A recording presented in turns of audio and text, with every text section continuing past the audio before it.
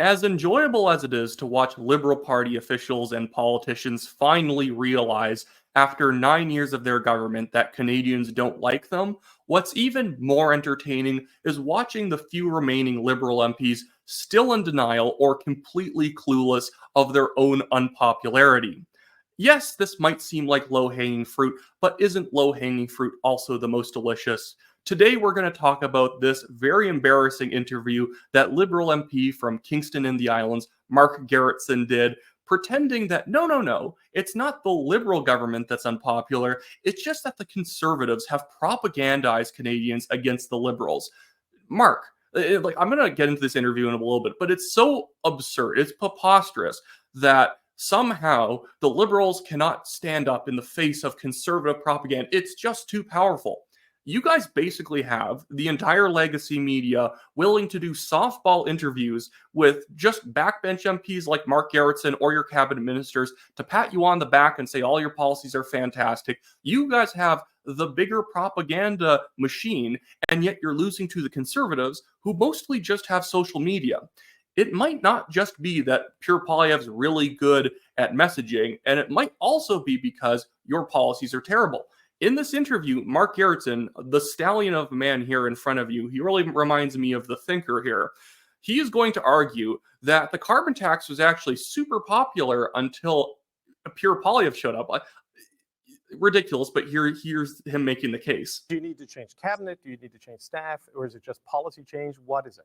I think it's more along the lines of our communication and a policy. You know, you brought up the carbon tax earlier, and Ken McDonald's point on that. The carbon tax has been around since 2018. We've had a carbon tax since 2018. The scheduled increases since 2018. It didn't really become an issue until Pierre Poilievre made it an issue 8 or 9 months ago.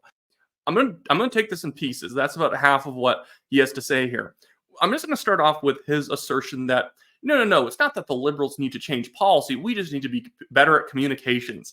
I hate this argument. You see it all over the place in politics, from failing governments, from failing parties. This is what the BC United Party is trying to argue out in British Columbia right now. They're like now in 4th place in the polls. It's completely pathetic. But it's not that we suck. It's just that we're bad at telling people how great we are. It's not that hard to tell people that you're great if you're actually doing a good job. People like Ralph Klein in Alberta could basically not even campaign, and he would have still been reelected as the premier of Alberta because he was doing a good job. You guys are not doing a good job, and that requires you to put more money into messaging and marketing and trying to make people hyper aware of the tiny little programs that are giving them very small benefits that really, when you add up their taxes and the value of the benefit, it doesn't even really matter. That's a problem with the policy being bad if you have to message it a lot. And then the second thing he said there is that, well, the carbon tax wasn't unpopular until Pure Poilievre came around because the carbon tax was around since 2018.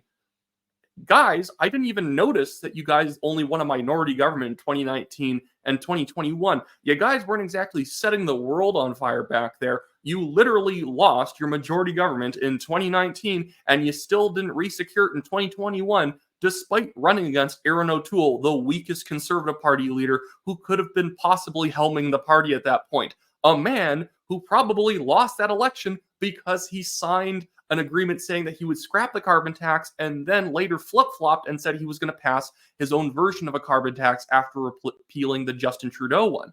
The carbon tax is a big issue. Yes, you can find polls saying, 57% of people are okay with a price on pollution that they also get a rebate for. Yeah, if you put a polling question in that way, you might have more than half the public saying, well, that sounds okay. But the people who actually understand the issue, it doesn't matter how you phrase it, they're going to be voting for whatever party is going to scrap it. So within that 57% of people are people who are still going to vote conservative. You can just happen to get them to agree the carbon tax sounds good if you manipulate a certain sense. But the rest of the people, 43%, even in these skewed polls, they're all voting conservative. That's the problem for the Liberals, is that they're cutting up, even ideally, this 57% of the vote with the NDP, with the Greens, with the Bloc. They're in a terrible position for actually being able to win on an issue where they're fighting over half the support with every other party, and the Conservatives can own the rest. But I'm going to keep going on with this. Yeah, no, the carbon tax was always unpopular. That was the big drive against the Liberals in 2019. That and SNC Lavalin corruption.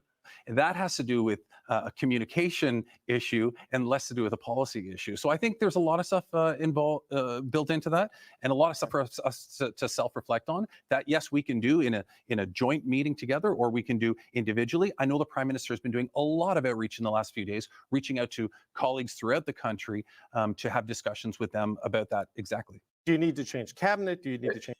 The party's obviously doing terribly. Mark Gerretsen is pushing this idea that actually it's just us needing to upgrade our social media communications team is in massive denial. And I just quickly want to bring up this, is the projection numbers for Mark Gerretsen's riding of Kingston and the Islands, which shows that he is now in a tight three-way race, just let me get that off screen, with the Conservatives and the NDP. They are projecting that the Conservatives will get 32% of the vote, the Liberals 31%, the NDP 30%. Maybe let's say that Mark Gerretsen would still have the edge here simply because the NDP is so broke. Maybe they wouldn't even be able to afford to put up a good candidate in this area, and more of those votes would end up going towards the Liberals.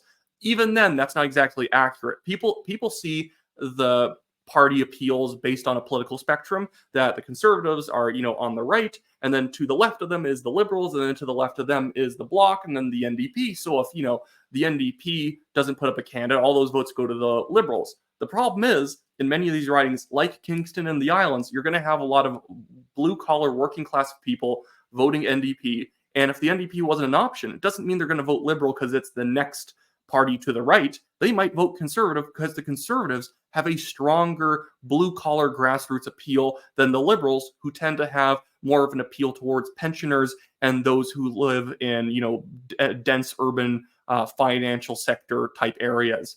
But so, yeah, very funny. I actually quickly want to look up what Mark Gerretsen got in the last election here, because this has been a massive fall from grace. He used to be the mayor of Kingston. I believe his father used to be the MPP in the area. This is an area where it should be easy for him to keep winning re-election. Yeah.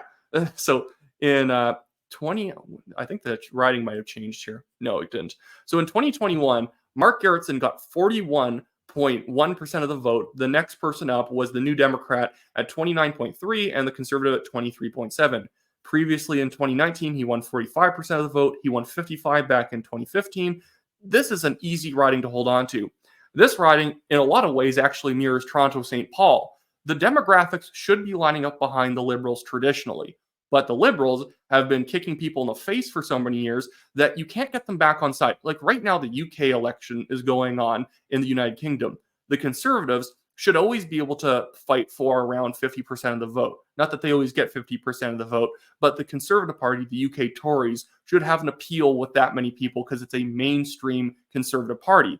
They can't even hold on to more than half their vote these days, because when you've consistently failed on policy and when you've consistently not delivered like you've promised, nobody's going to actually show up for you. When you don't show up for the people, they're also not going to show up for you. That's why UK Reform is getting so many votes.